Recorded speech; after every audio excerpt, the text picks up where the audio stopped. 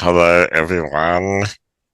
Welcome for the Support Needs Assessment Have Your Say Community Forum, which every Australian counts. I'm very pleased to be here with you and with my fellow EAC committee members.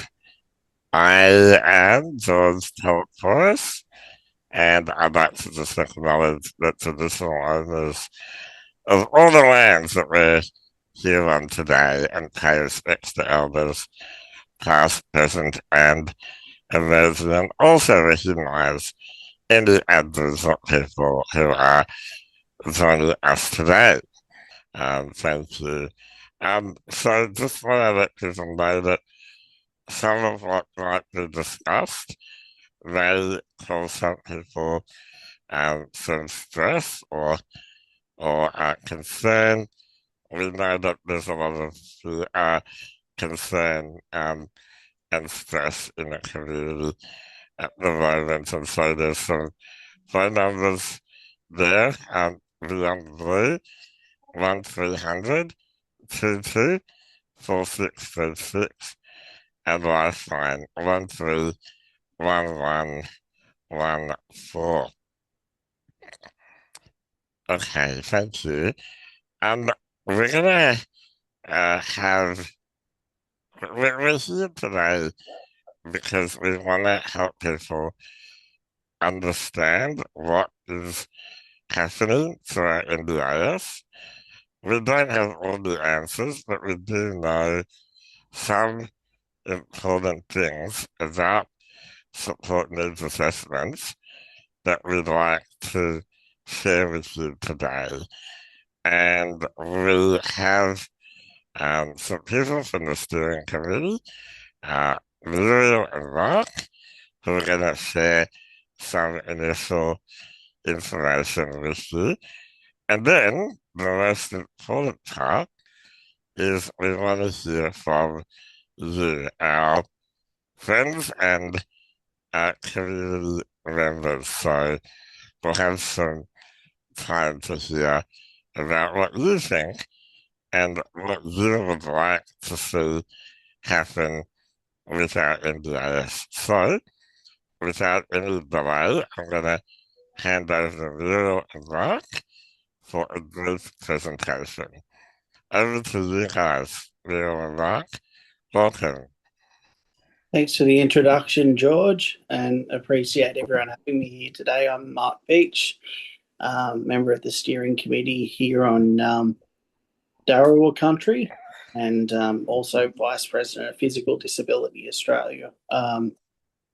Recognise that a lot of this information is quite new to me, is a little bit dense, and I'm really thankful to sort of share some time here with Muriel, who's agreed to sort of lend expertise to us here today. Thank you, Mark. Thank you, George, and welcome everyone. Thank you for coming. So Mark and I will try to be as brief as we can. We just want to share some information so that everyone has some understanding of what might lie ahead for the NDIS in terms of the new support needs assessment and the new planning framework. So we've literally, what Mark and I have done is summarized the publicly available information on the support needs assessments and the new planning framework. So we'll run through a few quick slides, and then, as George said, we'll hand over to the community because we really want to hear from you guys. So I guess to start, there is some changes ahead, and what we know is last year we had a legislation change, and part of that legislation change meant that the new legislation has brought in this idea of mandatory support needs assessments. And this is new for the NDIS. So up until this point, participants provided their own information, their reports, their evidence, took it to planning, and decisions were made through the planning process around what supports, reasonable and necessary supports, would be funded. So that is going to change because the legislation brought in this idea of the support needs assessments. And what the NDIA are telling us is that these assessments will start from June 2026. And what will be funded through these assessments are the supports and support needs arising from the impairments that the NDIS has listed for participants. So for those of you who were following last year with the legislation changes, there was actually very little detail in the legislation itself about the assessments. Most of the detail will sit in the rules. And the rules are not yet fully written. They're sort of being written at the moment. And what we're really hoping, in the new year, hopefully early in the new year, is that there will be some consultation on what those new rules will look like. So these new rules will cover the new assessments and the new framework planning. So that's just a term that's being used for how planning will be a bit different after the support needs assessments start. And there's a bit of a fundamental change with the Act in its wording. One of those is that we're shifting away from reasonable and necessary supports over to reasonable and necessary budgets. How does this tie in with impairment notices, Muriel, and needs assessment? Yeah, it's a good question, Mark. So, we at Every Australian Counts really feel like participants need to know what impairments the NDIA and the NDIS has listed for you, because that's a really essential piece of information. Because by the time you have your assessment, it will be only those supports that are identified that are arising from those impairments that will be funded. So there's a little bit of a shift there. So it's a really important thing to know what impairment you have listed for you, what NDIS has listed for you. We know the NDIA does plan to send that information out to everyone in something called an impairment notice. So we're really hoping that that can happen sooner rather than later. But in the meantime, we really encourage participants to try to find out your listed impairment through the participant information access request on the NDIS. Just to clarify, Muriel, what's the difference between a disability and an impairment? Yeah, look, that's another good question, Mark. Okay, so what the NDIS has defined is 6 impairment categories. So there's a particular disability might fall into one of those categories.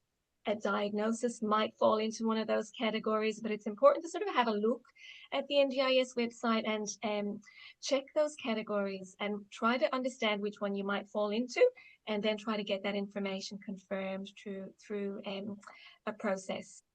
Yeah, so it might be a little bit less about diagnosis and more about the actual functional impact. Yeah, we'd love if impairment was defined in terms of functional impact, and we hope that will be clarified through the rules.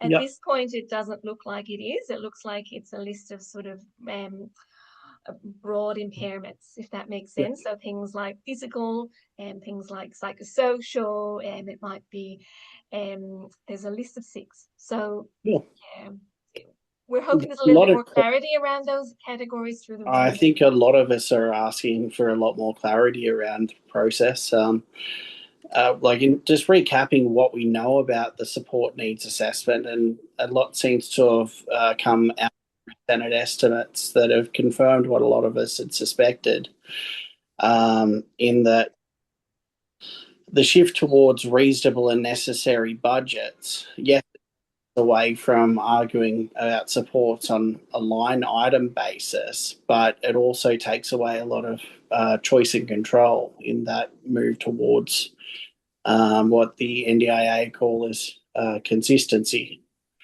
The support needs assessments, or as other people call them, SNAs, are based on Instrument for Classification Assessment of Support Needs, or ICA version 6. And the process, it's not necessarily allied health qualification required for this assessment conducted by external training. I think you went through the training yourself, did you, Muriel? How long would the assessment be expected to take? Full disclosure here, I have done the ICANN assessor training. I'm also an OT, so I'm happy to sort of take more detailed questions as we go if we have time around what the ICANN looks like. Mm-hmm.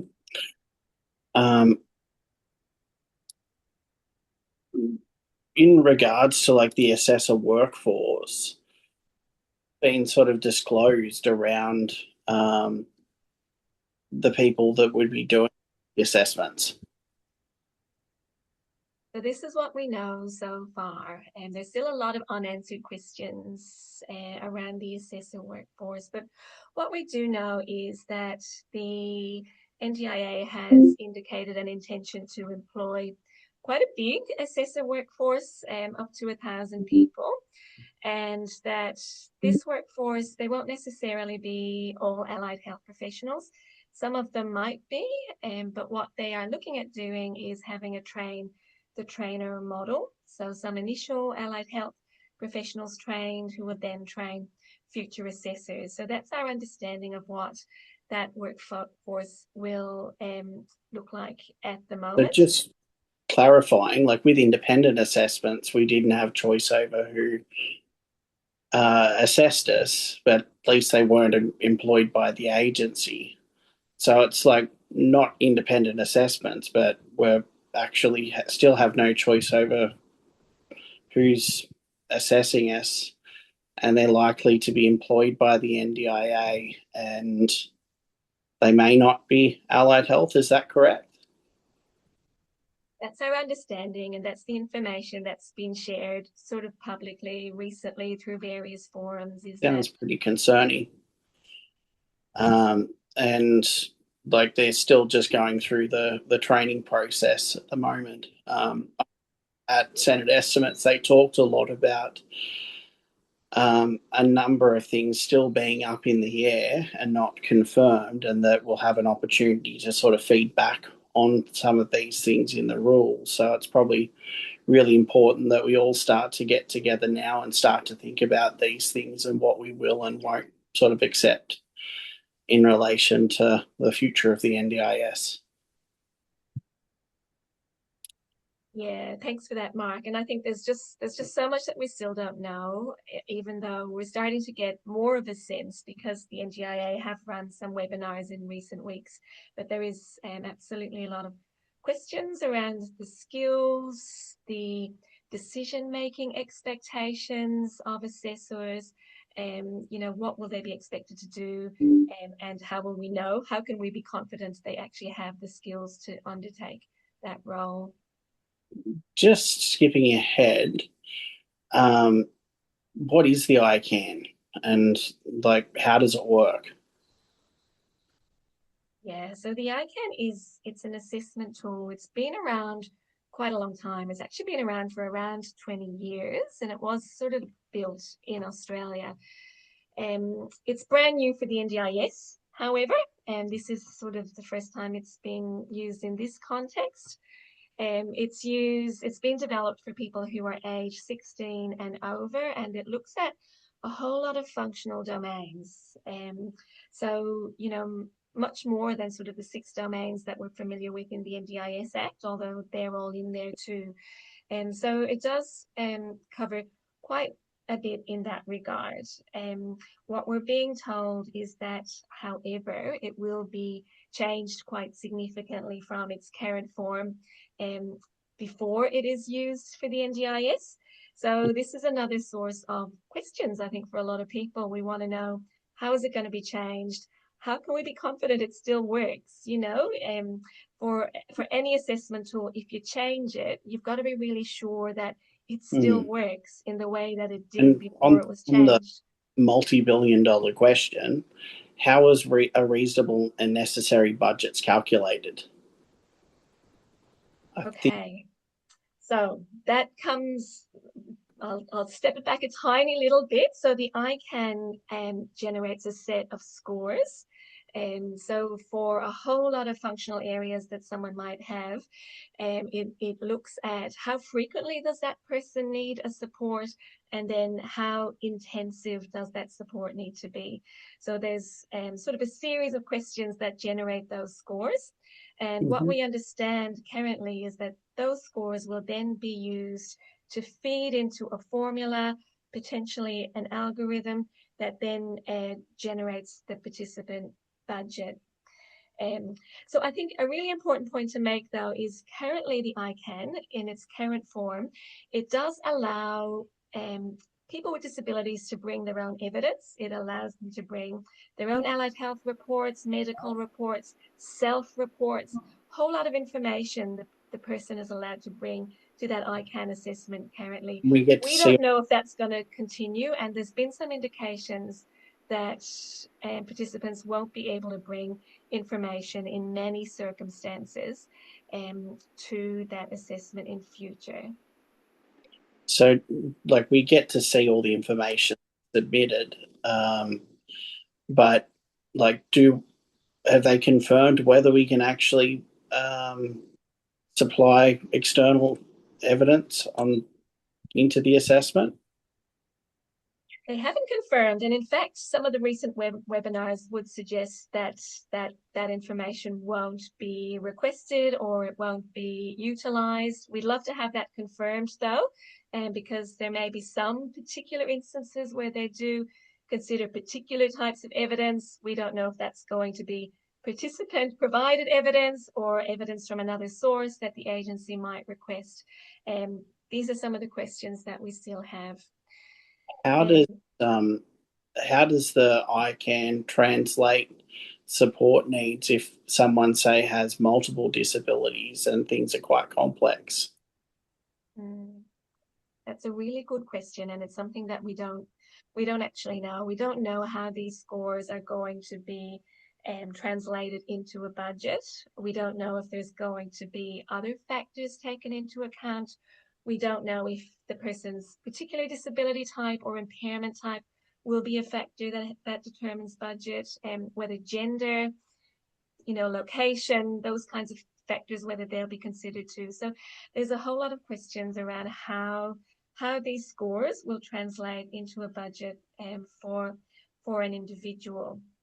And I know this is a source of quite a lot of questions from the community currently, because what we know is once those scores do translate into a budget, that budget can't be varied by a planner. It can't be changed unless that person goes back and does another assessment again, the same assessment process.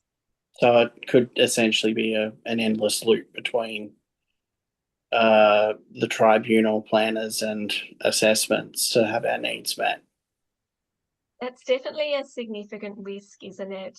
Because what we learned recently is that the ART also doesn't appear to have capacity to vary a person's budget. What they can do is refer that person back for another assessment, but they can't actually alter the total budget amount. So on using the budget, like, I know that there's been a lot of talk within the representative communities about like flexible budgets is something that the NDIA had sort of promised at the end of reforms.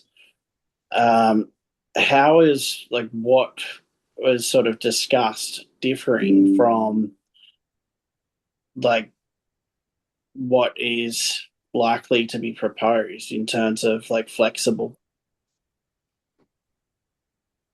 Yeah, so again, this is something that there will be a rule written about. So we don't know how much of this is already sort of decided and how much of it will sort of be written and worked on with the community as we go.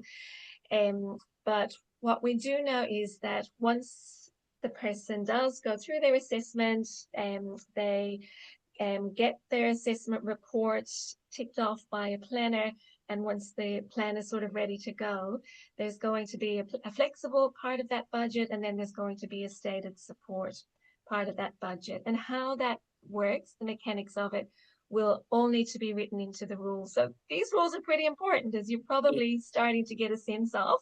They're really, really important, these rules, and really important to get them right, which is part of why 100%. it's just part of why we really wanted to get people together today, is to start this The big process. question that I've got, and like if you slip onto the next slide, is this robo planning? And I know that it's something that the NDIA doesn't want to touch with a 50-foot pole. But my biggest concern is that we don't know what is in the black box in terms of the algorithm and what aspects of our demographics actually like go into the funding decision in terms of is it gender, is it disability, like how are we to actually ensure that this process is transparent and not biased, and that our needs actually get met. Because from what was proposed at Senate estimates, we've got the data that comes in from the support needs assessment from potentially an unqualified assessor, a non-allied health assessor, I'll just clarify, that has done the support needs assessment training, that goes from a semi-structured interview. That data, we do get the opportunity to review it and make sure it's correct in our eyes.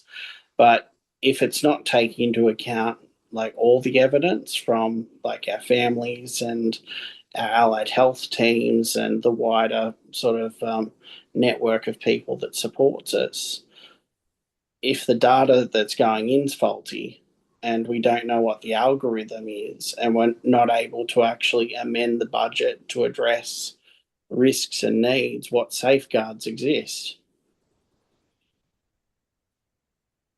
Absolutely. That's the big question, isn't it, Mark? When you combine an unproven assessment process with a group of assessors that potentially haven't got formal training, with a process that we don't know about, we don't understand. There's a lot of question marks really around all of this, and we really want to work as a community towards finding out some of these answers and hopefully building some of the answers too.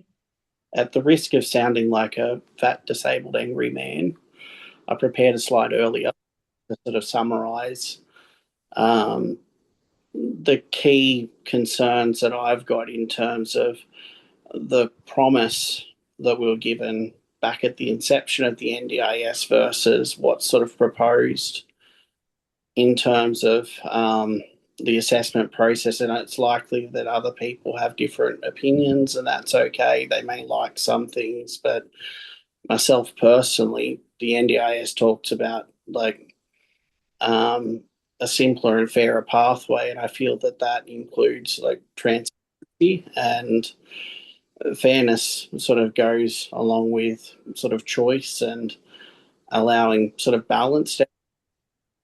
We've got choice and control as a foundational principle of the NDIS, focus on support needs, and a commitment to person-centred planning, accountability and review, and the right to have decisions to reviewed. But with this process that we're seeing in front of us, like the key questions we have are, well, I have are in relation to like robo planning and like what is the actual algorithm, what feeds into it, and like what human discretion is going to be there to adjust like the total amount.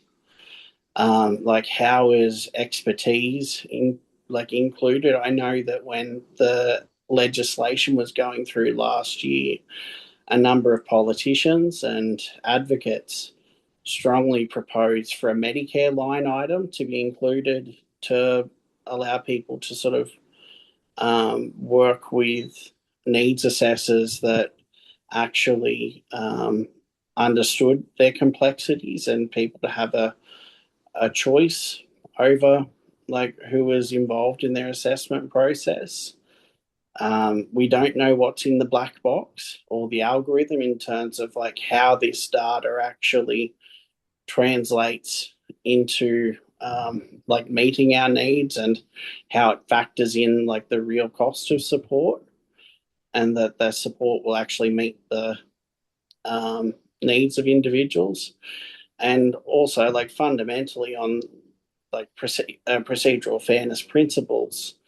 When we're looking at the current process, when we're going through to the ART because we feel that something is wrong with how a decision was made, the ART can review a whole person's plan, and the changes that are made in relation to that are then mandated by the agency. And if it fits within the budget realm with the proposed changes, that dollar amount may not be able to be changed. The only option that would exist is for someone to go back, have another needs assessment, which may or may not actually reflect the budget amount required to address that person's needs.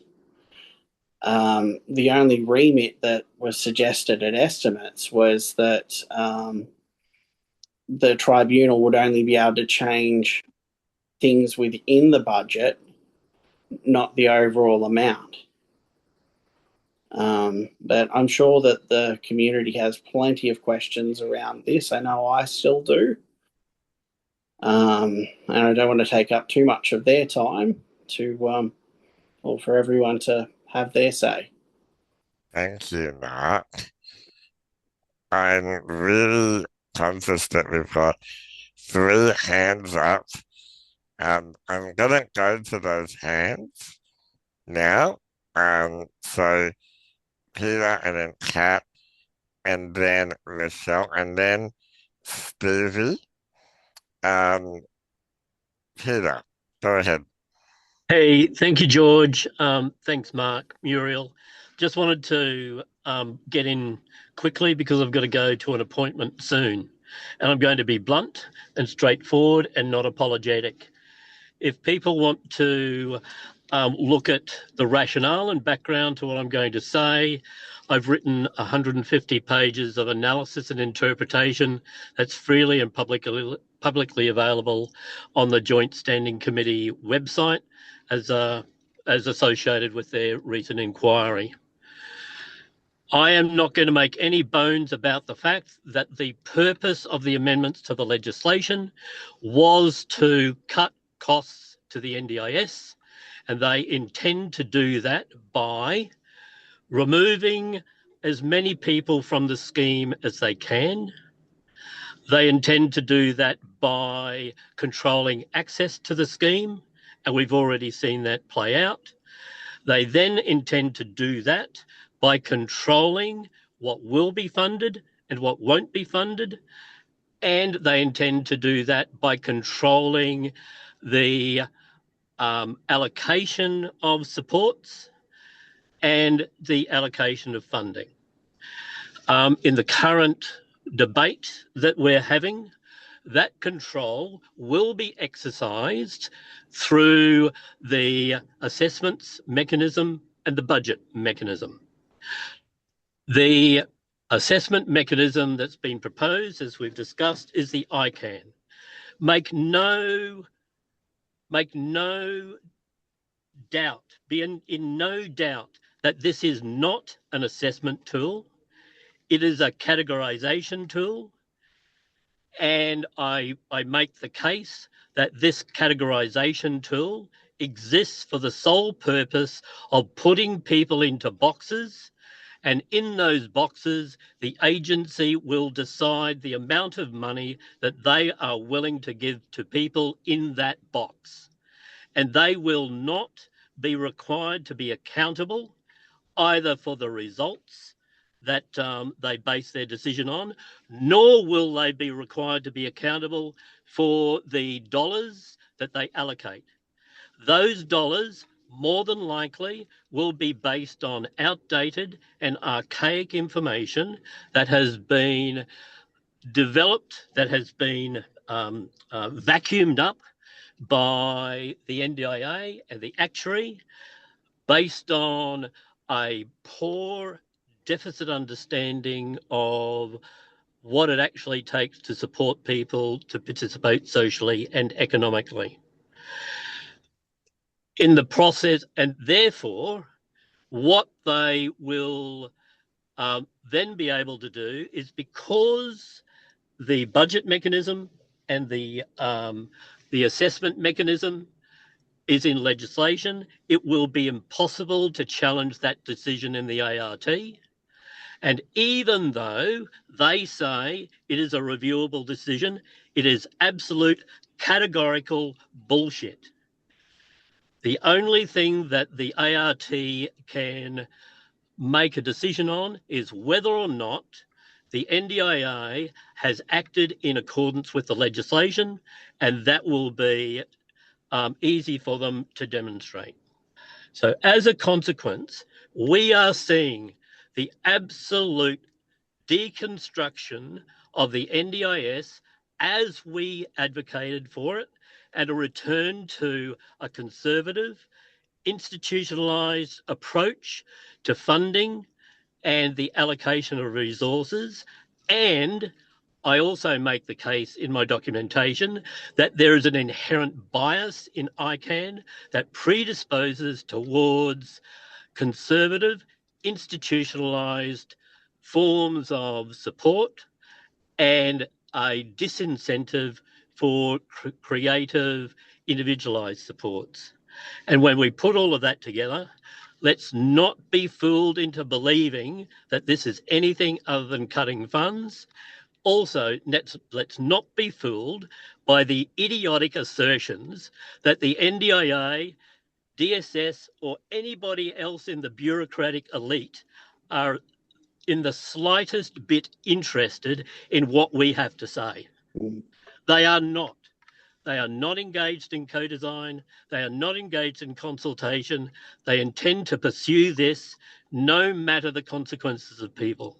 My final point is, anybody who has been involved in the ART in recent years knows that we are dealing with bureaucrats who will do anything they can to get their way, and they do not give a shit what the consequences are for the people. There you go. That's my Reader's Digest analysis, but there's 150 pages of other stuff there for you to have a look at on the JSC website if you want to. Thanks. Thank you, Peter. You got lots of rounds of applause and lots of hearts coming at you. Thank you for sharing your thoughts. Kat Walker, and then Rochelle, and then Stevie. Hello, good afternoon, everyone. It's Kat speaking. Kat, are you happy to turn the camera on? I am surrounded by mess, and I am a bit of a fine. mess today, so I'd rather not. But I want to echo everything Peter said. What I wanted to say, I'm going to say in my personal capacity, but full disclosure is that I've been a member of the NDIA's participant reference group for the last 2 years, where we had Dr. George was our IAC member last year. But as you would remember, George, a number of risks were raised in that forum last year. And that certainly continued this year. Monday this week just gone was my final meeting of my 2-year term, and I attended the start of that meeting just to explain why I'd be boycotting that session, because I cannot accept the premise that these needs assessments can be conducted safely and with a safe outcome if they're conducted by NDIA assessors.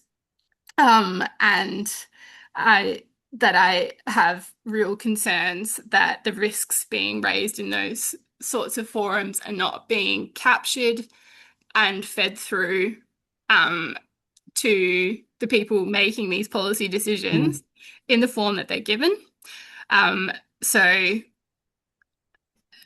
I don't think proper risk assessments are being conducted. We're not actually seeing evidence of that. We're just getting reassurances in terms of comms. And it feels like the NDIA and the department are just doing what they're always planning to do, and the community doesn't seem to be having influence. And I just don't feel that this can be conducted safely without putting people's lives at risk, unless it's with an assessor we know of our choice who actually understands us. And there's nothing in the legislation to have the tool and the budget take account of those other reports we provide that are optional for the assessor to consider. But the other thing that worries me about the ICANN, and I'm interested to hear your thoughts on this, Muriel, is what it means in terms of this new early intervention pathway, because they still won't tell us who across adult participants are in the firing line. We've seemed to be getting an indication that it could be psychosocial. We don't know if autism is also in the firing line. We don't know if other disabilities might be. But I had been chasing some Freedom of Information documents about advice from the agency to the NDIS review back in 2023 for quite a long time, and I only got those last month because I wanted the unredacted version. And I think I now know why it took so long, because something else came out last week. It's on the Health Department's Freedom of Information disclosure log if you want to have a look at it, but about some negotiations about other policy proposals in very recent months. And most of the attachments seem to refer to Section 25, which is early intervention. Something in the documents I got back mentioned the NDIA wanting to look at how early intervention can be applied across age and disability cohorts. And it just seems super obvious to me that that might also target so-called chronic health conditions, even if they might actually be physical impairments the NDIA doesn't want to recognise.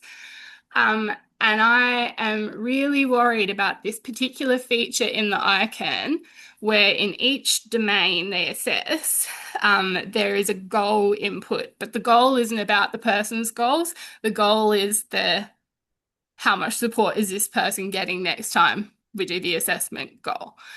And Muriel, am I wrong to be really, really worried that we could be heading into mutual obligation type therapy territory where it's get better and get out, or just get out?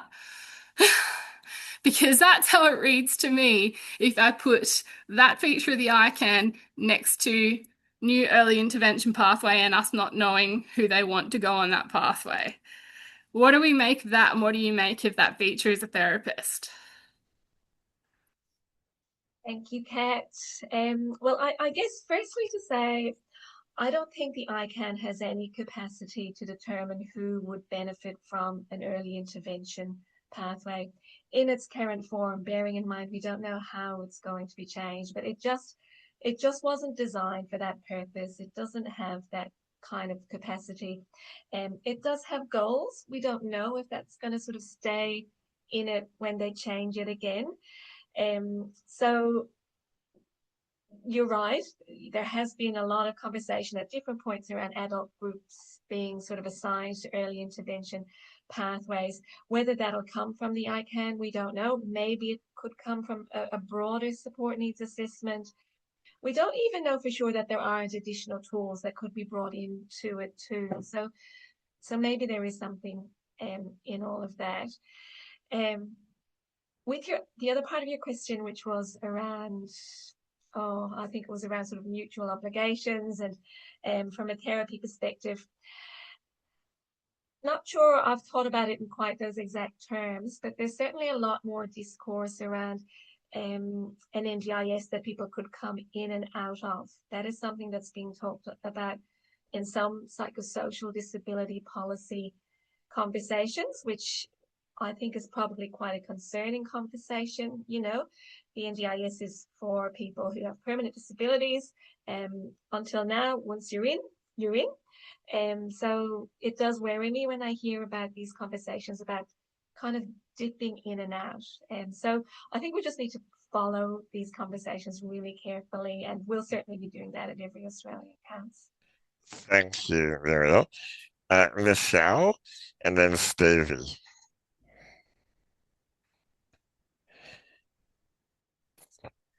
Thanks, George.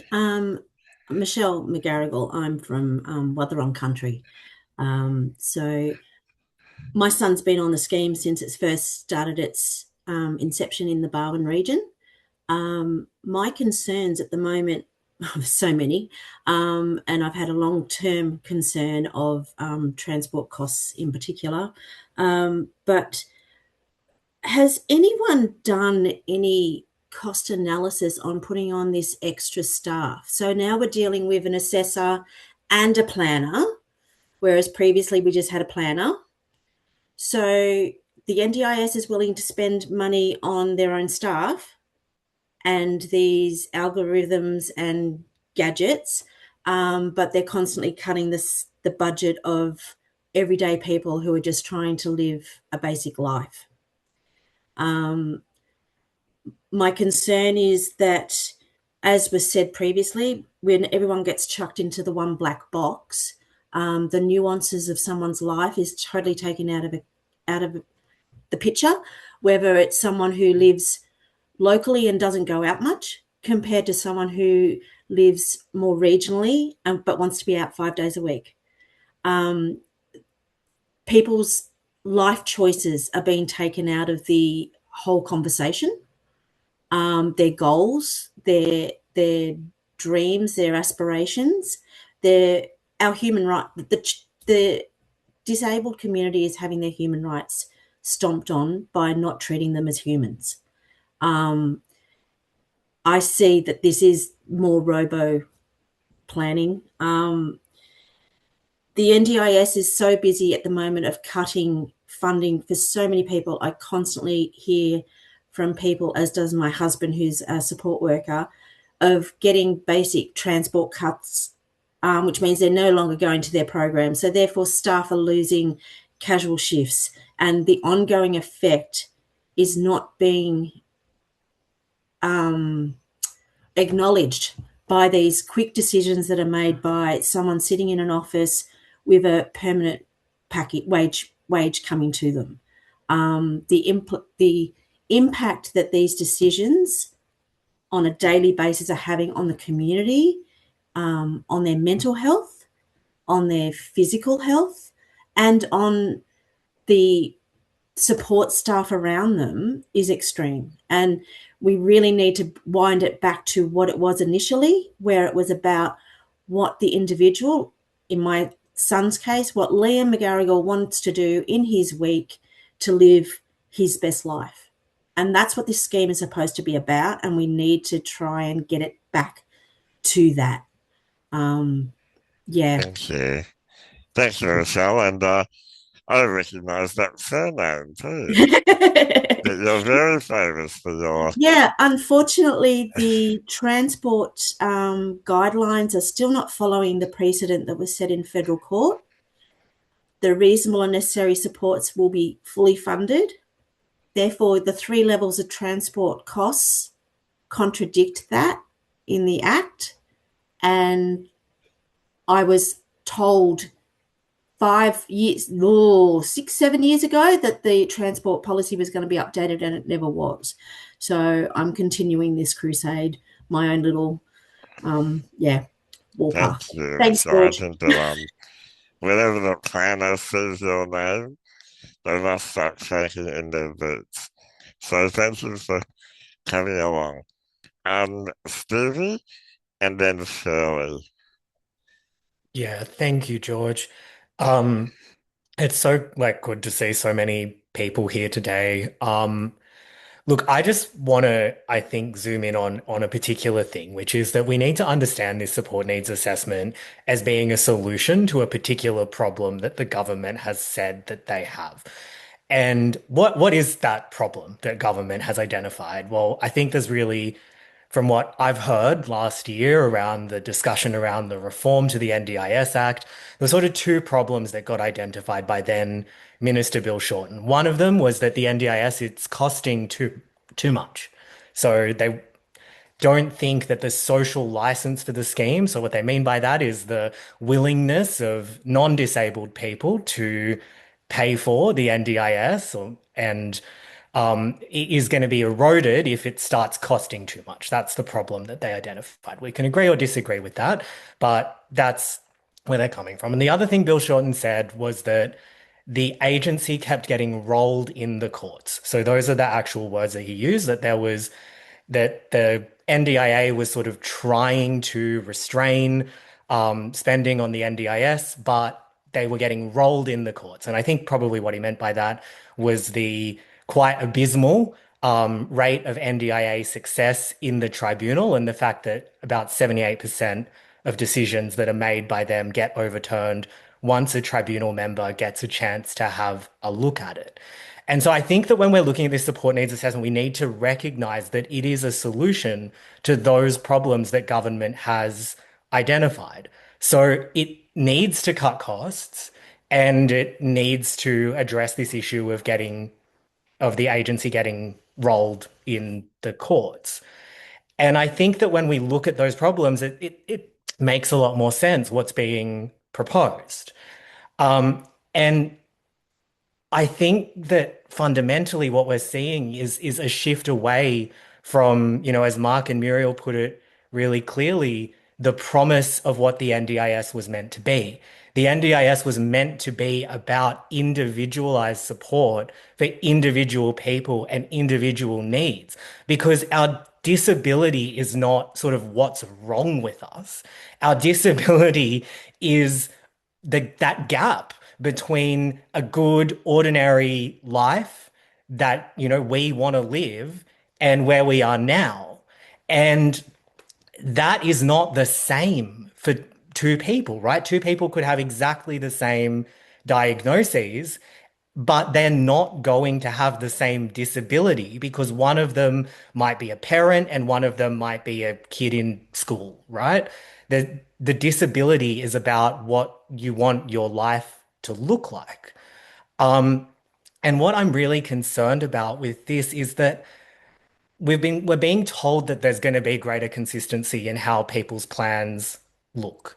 And that is being pitched as something that's really positive for us to look forward to, that there will be more consistency in decision making and people with similar needs will more consistently get similar outcomes.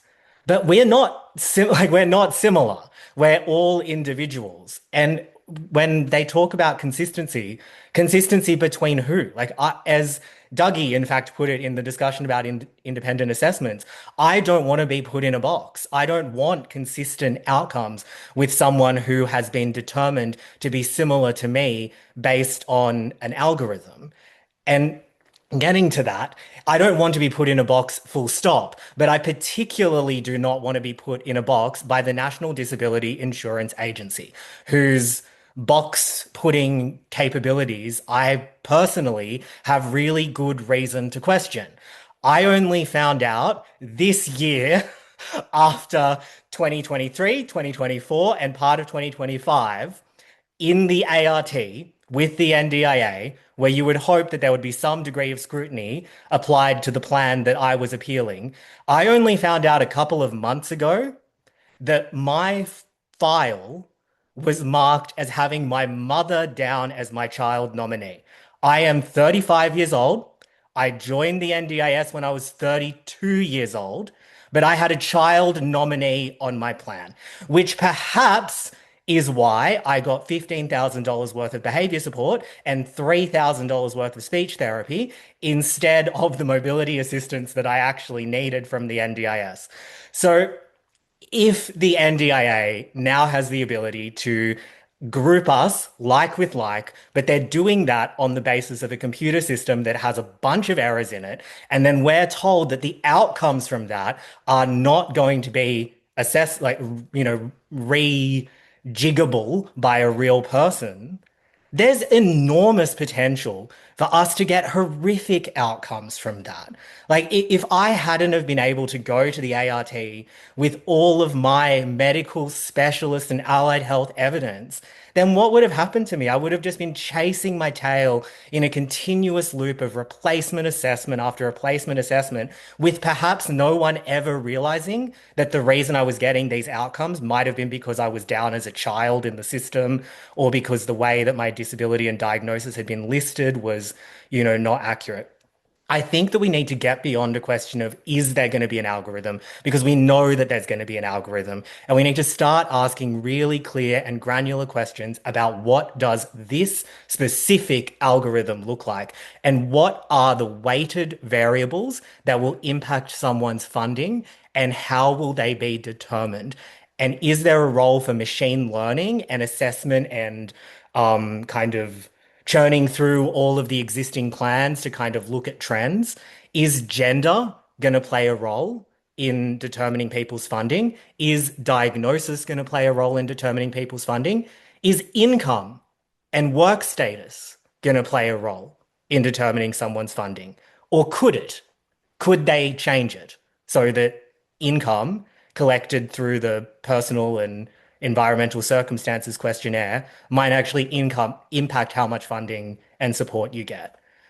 There's just one more point that I want to make, which is that we were told that the payoff for going through this new process and transitioning over to the new framework planning approach was going to give us flexibility. And that was what we were going to get as participants out of moving over to this new system. We just heard last week in an NDIA webinar that within the so-called flexible budget that we're going to get, there will remain the capacity to restrict supports in that flexible budget to specific things that a planner has decided that we need or that are needed to keep us safe. And I think that what we're seeing with that is that it's possible that the agency will retain all of that same ability to make plans really restrictive. But now, rather than supports being funded in a way that actually reflects the cost of those supports, supports are going to be funded on the basis of what government is prepared to spend on us. And that can change, right? We might get an initial, at the moment, our protection is that we can go to the ART and we can say, this support is reasonable and necessary for me. Here is all my evidence to show that it's reasonable and necessary for me, right? If what happens is that we are now told that you get a reasonable and necessary budget based on how much government is willing to spend on you, then we could get a Barnaby Joyce One Nation government who decides that what's reasonable and necessary for government to spend on you is no longer what you have been getting. It's now, 3/5 of nothing. So I think that there are such profound issues with this. I really think that government needs to go back to the drawing board, or at the very least, have a voluntary opt-in, public and transparent and accountable trial that people can opt into while they still have the ability to go back to the old framework planning if this doesn't work. Thank you. Stevie, I am overwhelmed by how thoughtfully you just presented that statement, and thank you for speaking so well and so thoughtfully. Shirley. Sorry, I've unmuted. Sorry, that's. Attention. Oh, okay. All fire systems is now complete. Please action any further alarm. Okay. They've been testing the fire alarms. It just came on at the right time, didn't it? So thanks, Stevie. That's a really good lead in because what I suggested I would like to talk about is the difference between what they're telling us the reasons are and what Stevie's outlined. Okay, it's to cut the budget and it's to stop going to ART. At estimates, there was a little quick comment. They went to the actuary and asked what did the actuary think the savings were on this, and it was $7 billion. So the actuary's done the work. I don't remember over what period, how long, every year. across 5 years, I don't know. But anyway, there is a budget saving mechanism in this. I'm going to quickly screen share on the latest document that NDIS have put out and what we see from the review. So I'm just going to, this is the first time I've Zoom screen shared a PowerPoint. I promise I haven't got many.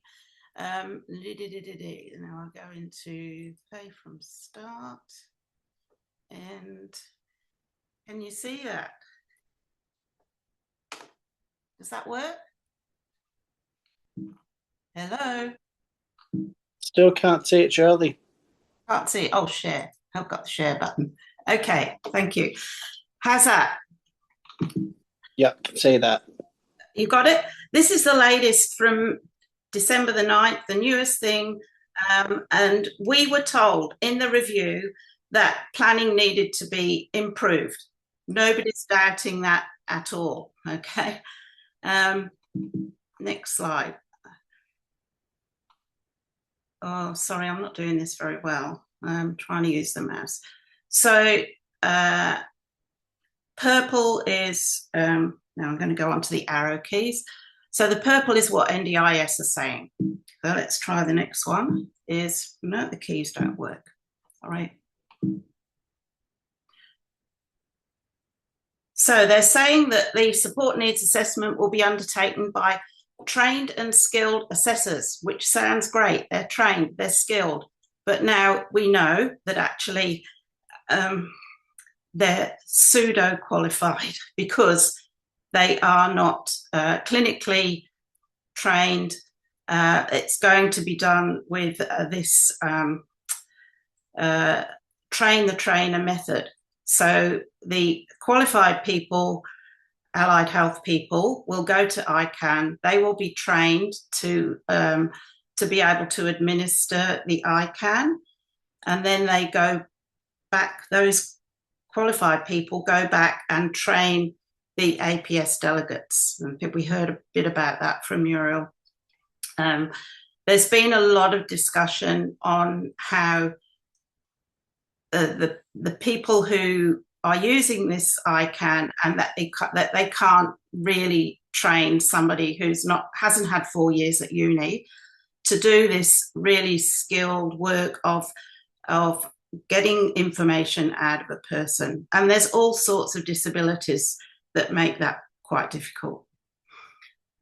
So this is all still on this newly released document. Some participants may be asked to provide reports from their treating professionals. And they've given some examples of that. So we've got complex. They've not defined how complex that person has to be. And the things that the ICANN could never produce, say, a bathroom modification, because you need an architect for that. And so that's understandable. And I believe that's the sort of thing that they will say you can get reviewed at ART, your big stuff, your big AT, your building mods, your vehicle mods, that sort of thing. What's in that flexible budget, and they did state at, I think, estimates or the previous public hearing that they did, is that you can, that they will put therapy in the flexible budget.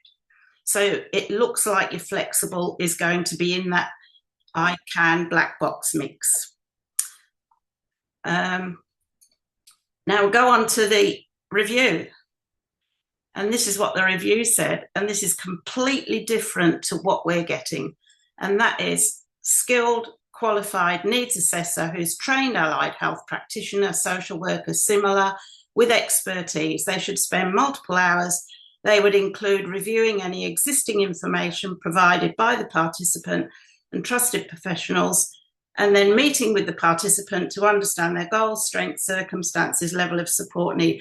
This is completely different to what we have in front of us. And frankly, it's a lie for them to say that they're implementing what the review wanted. The review did say that they should be NDIA employed reviewers, but they still should have all these attributes. And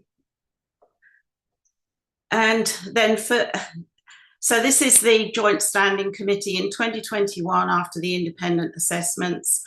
They're saying again, all assessment tools the NDIA proposes should be subject to rigorous consultation with the allied health sector. Nothing should stand alone.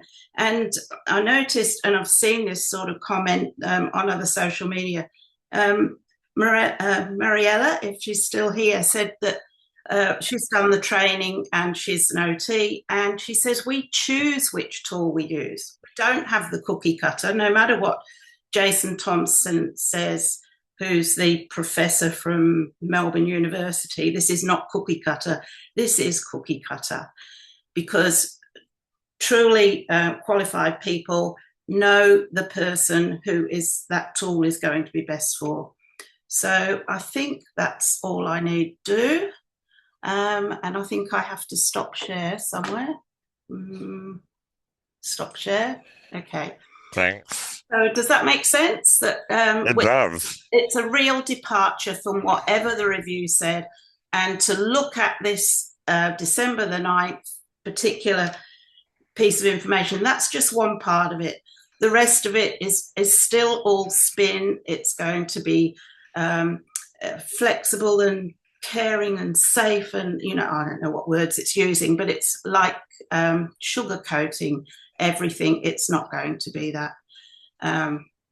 It's an experiment. I think it's something new. They've got ICANN. They're changing it. They'll change the validity and the reliability of what there was there, if there was. I've got views on that too. They're changing the tool. They're not having the assessors that the ICANN requires. They are not having the reports that the ICANN requires to use reports. Everything about it is brand new, experimental. They're saying they've got they're not doing a pilot. They're just rolling it out, and they're doing a bit of work with people who've probably got no skin in the game. The volunteers from Participant Reference Group, there's a big difference going into an assessment where you know that what you say and what that person puts down in that assessment that doesn't know you, that's just fronted up, that is going to set your life for the next 3 to 5 years. That is a very different process. Anyway, I better stop. Thank you. We do have a lot of people with their hands up. Sorry if I get the order a bit wrong now. Susie, and then Belinda, and then Melinda. Susie, Belinda, and then Melinda. Susie, go ahead, please.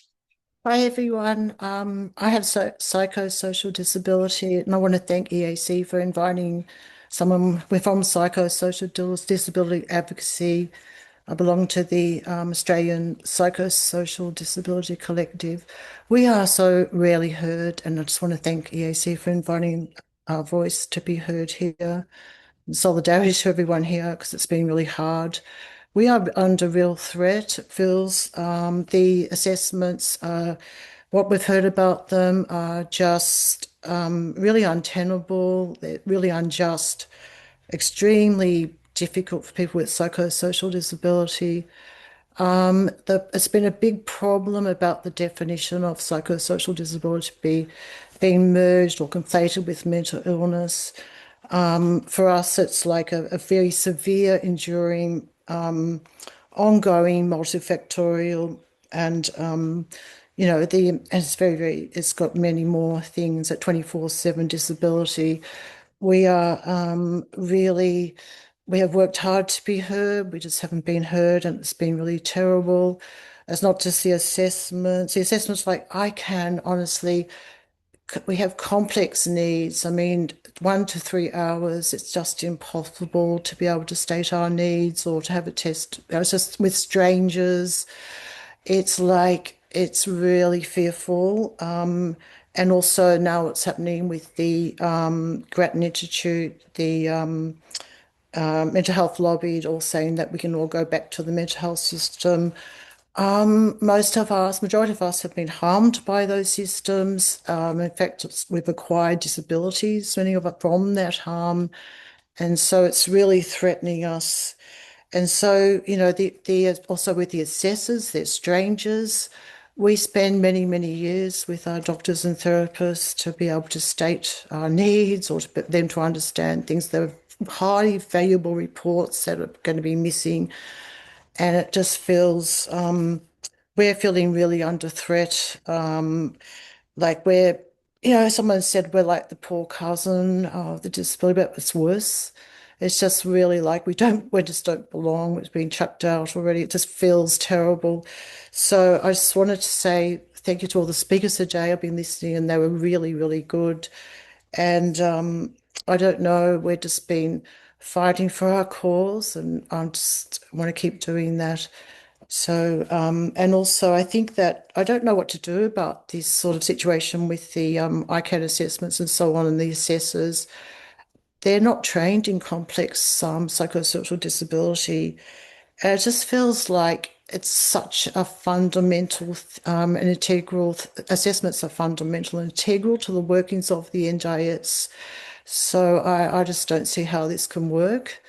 Yet they seem to be marching on without hearing us. So just wanted to say to everyone here with disability, you know, solidarity, and that we'll keep fighting for the cause. And thank you so much for having me today. Thank you, Susie. Thank you. Belinda and then Nicole.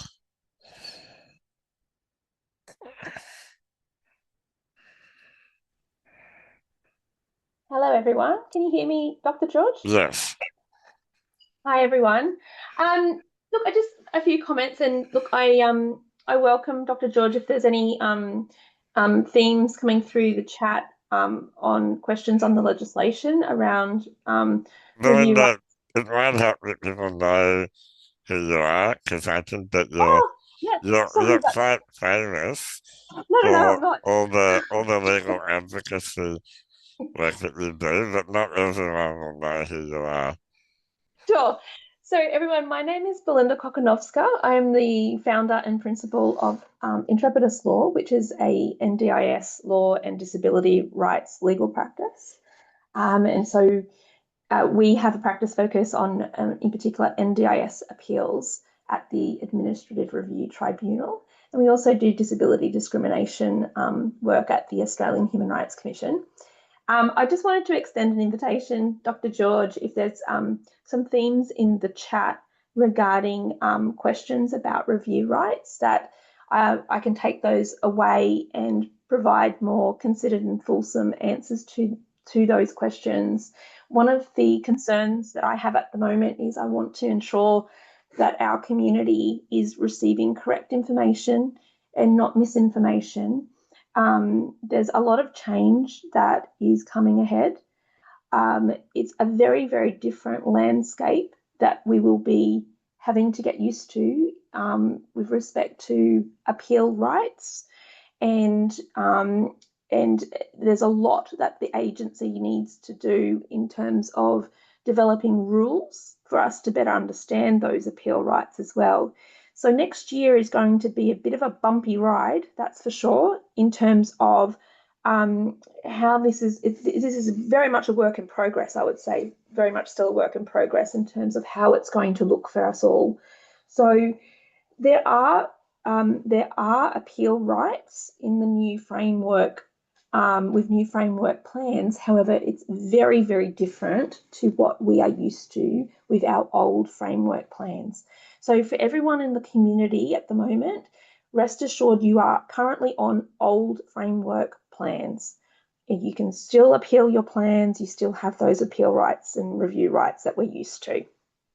What is going to happen with the new framework plans is a very different experience.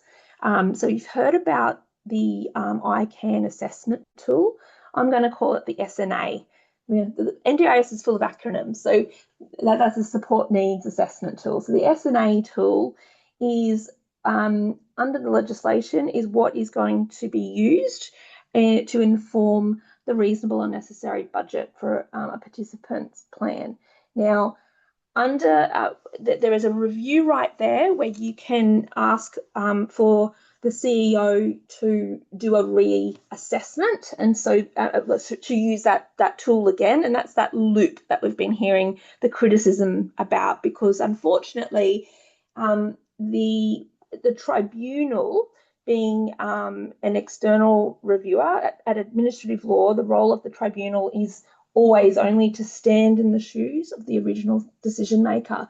So the tribunal doesn't have any more powers than the original decision maker. And so if the original decision maker has to use that tool, then the way the legislation is drafted is that the member at the tribunal is also going to be constrained to using that tool. So that's that closed loop that we keep hearing about.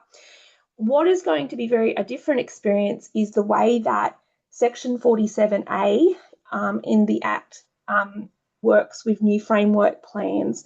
And more, my prediction is that instead of asking for that same tool to be used, what will happen instead is there'll be a bit more of a focus on how can we use Section 47A to request a variation of our plans.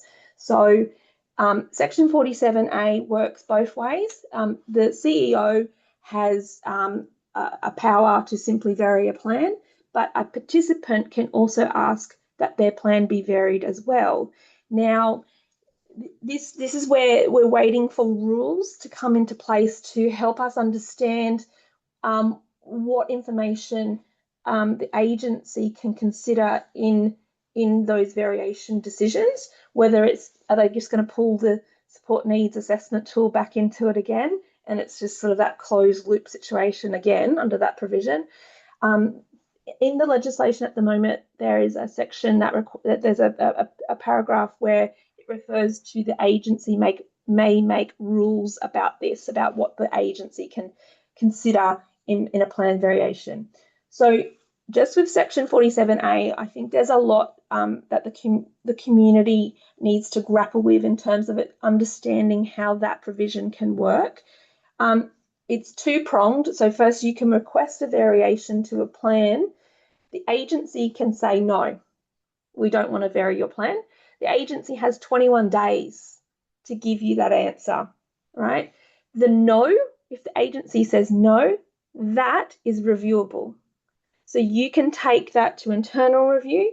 If internal review says no, that no can go to the tribunal, but it's only the no. It's got nothing to do with what's in your plan. It's just whether or not the agency should vary your plan. If the CEO decides to say yes, Section 47 is again very constrained in the things that it can, in what variations can occur to a plan. And so what we need more information from the agency about is the sorts of information that they can take into consideration around on varying a plan. Is that going to be an avenue where allied health reports, lived experience statements, et cetera, can be used for the agency to vary a plan?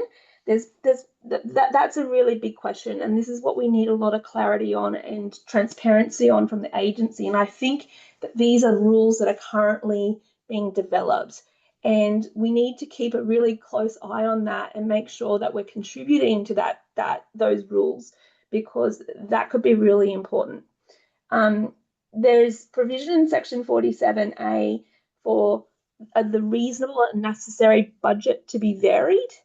And that's interesting because it's very constrained to particular types of situations. And those situations are if there's a crisis or emergency because of a change in circumstance, because the next one is fraud or financial exploitation. And then the other one is to prevent or lessen a threat to life, health, or safety, and that can be current or future. So you can see that, again, it's all very constrained to particular situations where the agency can vary a plan because of a participant requesting that occur. Okay. Now, those plan variations that are all listed in that section 47A, they are reviewable decisions.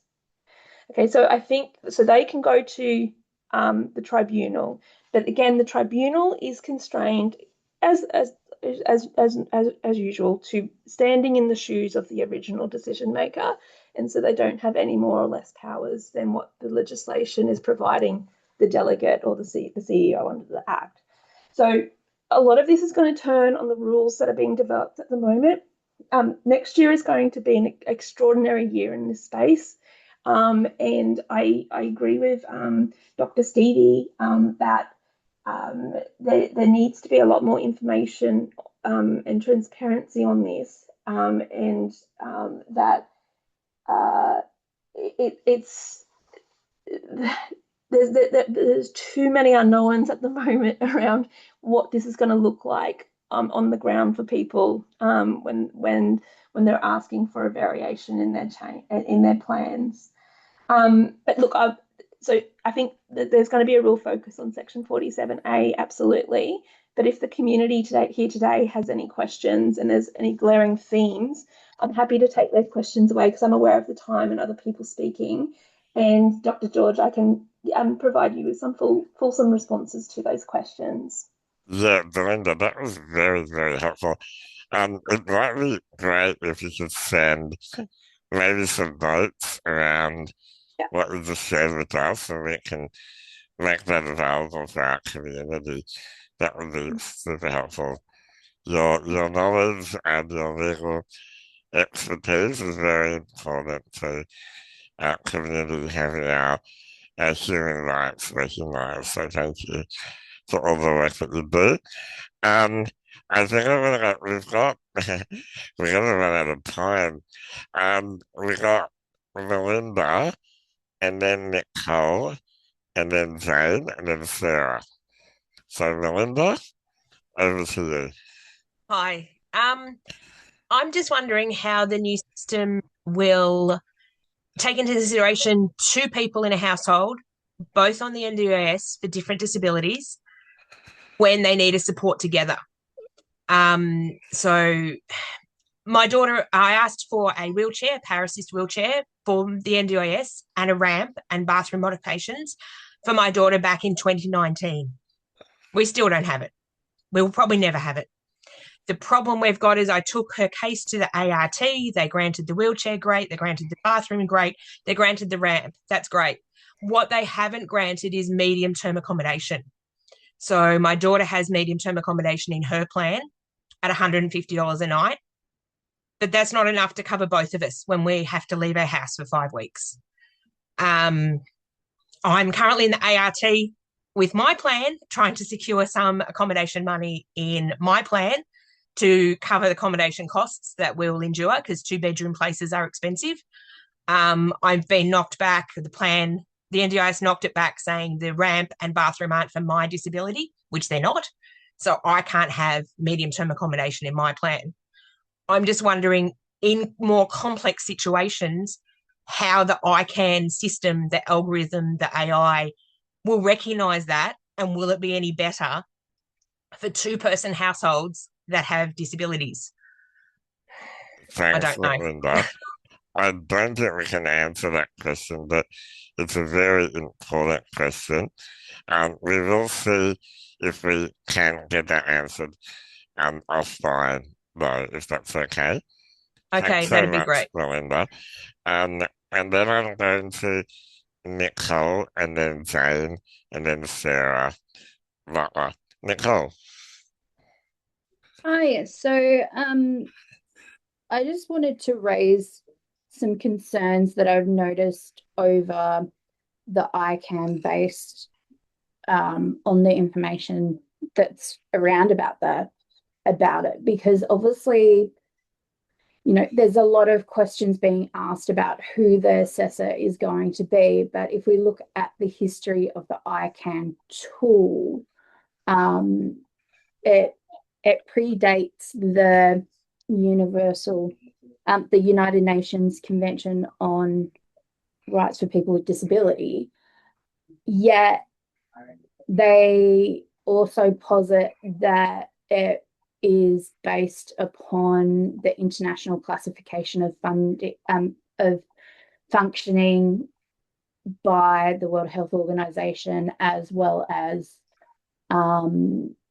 obligations under the UNCRPD, which both were created after the ICANN tool was initially created. So I think that that's something that's really important to highlight, because it then leaves a lot of gray areas about what's going on, because it means that the assessment tool that they're wanting to use was based upon, like, they're saying it's based upon something that didn't exist back when they started developing it. Yeah. And Thanks, so Nicole. then from that, it then, like, there's that. Then I wanted to ask, because I know that I haven't received an impairment notice and my son hasn't, which were meant to be rolling out during the year, I thought. And but I also wanted to raise that I know that what we're seeing happen with this is that the NDIS is moving more and more away from the holistic approach that was promised to disabled people with the creation of the NDIS. And I think that is something that's really important to raise, because it used to be that people's what people were provided was based upon what was reasonable and necessary for them individually. And with the movement towards the impairment notices and the ICANN and everything, we're very much seeing it shift back towards the medicalized model, which was the whole principle of the NDIS was to move towards that human rights framework. And like, I just see that in all the areas of what we're noticing, that's happening, like even in the supposed consultations and the supposed co-design that is allegedly occurring. And I say it like that because they're framing it as co-design and consultation when it doesn't align with that. And, you know, a prime example of that is how we're seeing that there's at least 7 consultations that's been announced for under the DSS for over the Christmas New Year's period. And that is just completely unsustainable for our community to be going through that many assessment consultation processes. And like, what are we going to do as a community to address the fact that we've got so many things that need addressing? And as a community, I don't think it's sustainable for us to be doing that, because everybody is being burnt out. Thanks, Nicole. I just need to thank you for what you said. And we do need to move on because we've got 4 minutes and 4 hands. Thank you so much, Nicole. Jane and then Sarah Butler. Yeah, I just want to say 2 things. One, if this was co-design, then other people would not be writing the rules while we wait for them to do it. We would be writing the rules with them, and we would be shaping those rules. The other thing is that we are going to need to protest this stuff, and we are going to need to do that strongly. We will need, amongst other things, to be holding some protests and shaping some actions that disabled people who work can participate in. I know there have been some protests recently, and it's really exciting to see those happen, but they happened at times where if you have a job, you can't be there. Okay. For those of us that work, we need to be there, because it's people, like, the government should value everybody, but the truth is they don't. What the government values is people who work and pay taxes. So if we can get more of the disabled people who work to stand together with the people who aren't able to work, then I think we're going to get more community support. And also, if we do it on the weekends when other people in the community see it happening, that's when protests normally happen. And we need to get the non-disabled community in support of us. Previously, there's been a massive amount of support for the NDIS, but since the government's been talking about how disabled people cost too much for the last couple of years, a lot of that support has eroded. So we're going to need to rebuild that. And part of how we need to do it is do it at times when people who work see it happening and can participate. Thanks. Thanks, Jane. All right, we got two more speakers, Sarah and Sarah. Sarah Butler, you're up now. Sarah Butler. How will ensure that everybody is currently on the NDIS will remain on the NDIS, no one will be taken off or no longer on NDIS? Will it focus as a whole and not just on the supports? How do we challenge a decision if we don't agree? And will we get to choose our planner or person to do that who we feel most comfortable with, that will know our needs best, knowing that everyone's needs and interpretations are going to be different and not how the NJ currently see it as, because we've all got different needs, and how one person interprets their needs or sees their needs is not the same as everybody else. And that's what I'm going through at the moment myself, is I've had to put in a plan change request and putting on my evidence to try to get my needs properly met, because I can't use my funding for what I want to do. And if we have all these changes, how do we ensure that no one's worse off? We still get our right to appeal at the ART if our goals are not supported, and we're not going to go from being on the NDIS to then being a person who is no longer going to be on the NDIS if we do have these support needs assessments go ahead. Thank you, Sarah. Can I just check with our interpreters? Is it okay if we go over by another 5 minutes? Is that okay with the interpreters? Not really. Well, can one person stay? We don't need both of it. Can one person stay for another 5? Unfortunately, I have another appointment. Okay. Coming All up. right. That's fine. I understand. Okay. We do need to wrap up then. Thank you, everyone. Was that the interpreter talking Yeah, to sorry, each I was just saying Celeste can go because I've got about 10 minutes before my next appointment, whereas Okay. if she's back to back, so yeah. Right. Okay. We'll go for 10 more minutes and wrap up. Sarah Langston, go ahead. Sarah Langston. And Sarah Langston, go ahead, but please keep it brief.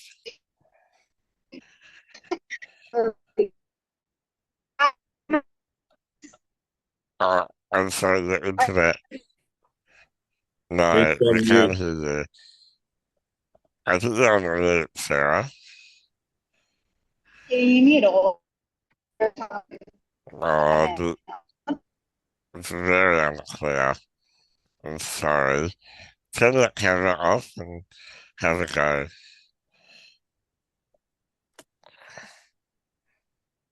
Okay, I don't think I can hear you. Nick Avery, you there? Nick Avery? Did I say a few words about next steps, Nick? Sure.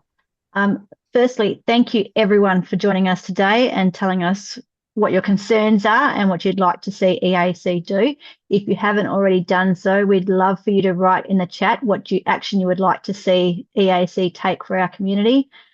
We will be going through and reviewing everything that you've had to say, put it together in a report. We will release this video and the report publicly.